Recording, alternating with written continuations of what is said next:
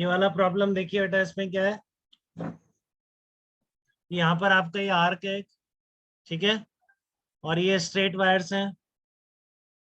तो कैसे जा रहा है करंट, देखो एक बार इधर आ रहा है, फिर इस तरीके से घूम रहा है, फिर ऐसे आ रहा है। करंट सब जगह सेम है, कैपिटल आई चल रहा है मान लो। इधर आया, इस तरीके से यहाँ पे चला, ठीक है, इस तरीके से करंट है। और ये रेडियस आपको दिखा रखी है आर्क की। तो ओ पॉइंट पर फील्ड इंटेंसिटी लिखनी है आपको, कितनी होगी, ठीक है ना। ओ पॉइंट पर फील्ड इंटेंसिटी कितनी होगी, तो देखो स्ट्रेट वायर का कोई रोल नहीं होगा ना बेटा इसमें। बताइए धर्मांश, स्ट्रेट वायर का कोई रोल दिख रहा है आपको इसमें? No sir. ये उसी लाइन पर आ रहा है स्ट्रेट वायर्स की, तो केवल आपको आर्क के कारण लिखना है बेटा। अच्छा धर्मान, डायरेक्शन बताओ, इसके कारण यहाँ पर जो फील्ड इंटेंसिटी होगी वन वाले एलिमेंट के कारण ओ पॉइंट पर, वो क्रॉस होगी या डॉट होगी? क्रॉस। वेरी गुड, इसके कारण? डॉट।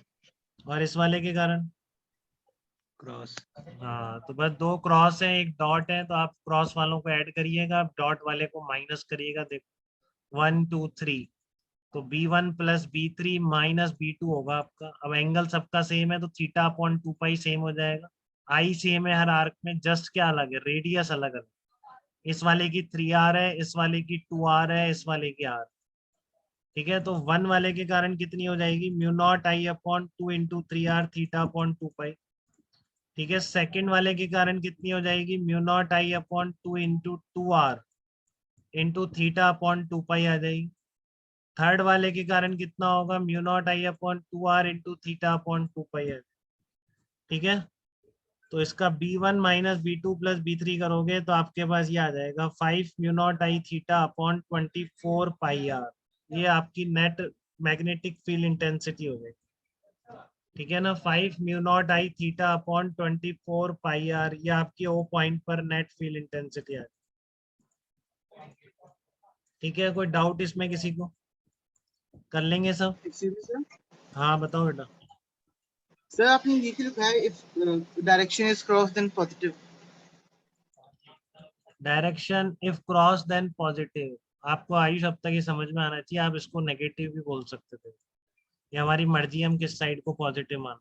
ये क्यों पूछा आपने उस, हाँ बताइए। सर, मतलब ये था कि मतलब आपने जल्दी से जल्दी बोल दिया। हाँ, कोई भी किधर भी मान सकते हैं आप, पॉजिटिव नेगेटिव कोई फर्क नहीं पड़ता, आपकी मर्जी है। इस क्वेश्चन में पॉजिटिव माना था। हाँ, इसको आप नेगेटिव भी मान लो तो आंसर अपने आप अगर नेगेटिव आ रहा होगा तो आपको समझ में आ जाएगा नेगेटिव डायरेक्शन की तरफ, ठीक है। अब यहाँ पे मैंने अंदर पॉजिटिव माना और आंसर भी क्या आ रहा है, पॉजिटिव आ रहा है, तो इसका मतलब सही में डायरेक्शन क्या है, क्रॉस है। क्लियर है बेटा?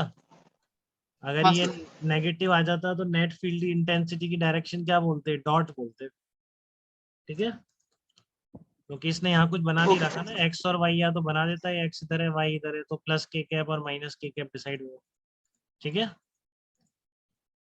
हाँ, सर। देखिए अब इस तरह का प्रॉब्लम देखिए, इसमें भी आपके पास ये 3 वायर का एक कॉम्बिनेशन, एक ही वायर है बस बेंड करा हुआ है, ठीक है। यहाँ से करंट आ रहा है, ए से बी तक जा रहा है और बी से वापस बाहर निकल जा रहा है, ठीक है। इस तरह का करंट फ्लो हो रहा है इसमें, और यहाँ कोई पॉइंट पी है आपका, ठीक है। इस पी पॉइंट पर फील्ड इंटेंसिटी आपको निकालनी है। तो देखो ये वायर से लाइन पे लाई कर रहा है, ये लाइन यही बता रही है आप, ठीक है कि की वजह से आई। हाँ, तो ये अब सबको समझ में आना चाहिए, जिस तरह आयान ने बोला इतनी स्पीड से ही सबको समझ में आना चाहिए कि ये दोनों बेकार हो गए हैं 1 और 3।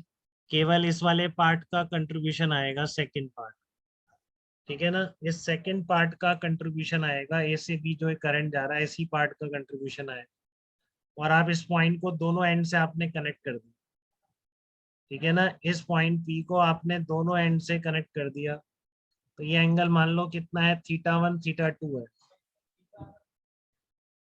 ठीक है। तो आपको क्या निकालना है, नेट फील्ड निकालना है। तो ये आपको 60 और 30 गिवन है इस तरीके से, ठीक है ना। ये 60 गिवन है, ये 30 गिवन है, ये प्रॉब्लम में गिवन है आपके क्वेश्चन।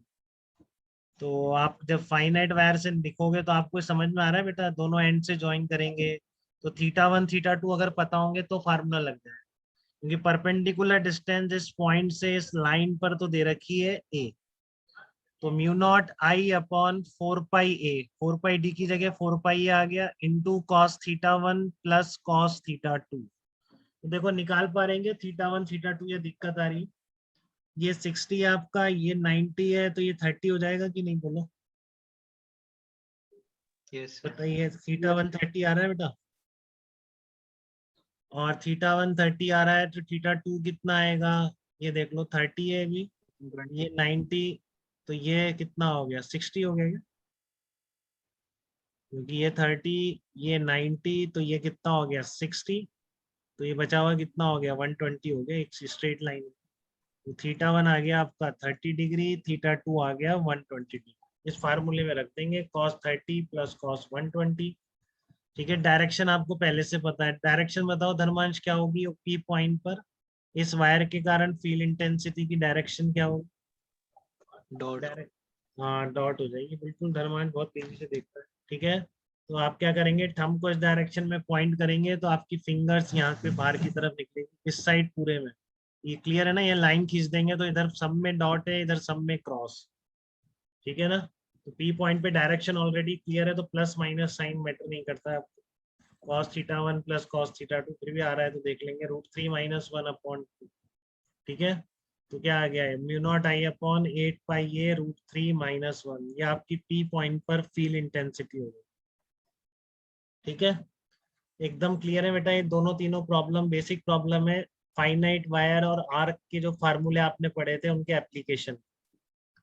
ठीक है ना, याद है फार्मूले सबको कि अभी याद नहीं हो पाए? तो इसके बाद देखेंगे, इसमें थोड़ी मेहनत है, देखो आप एक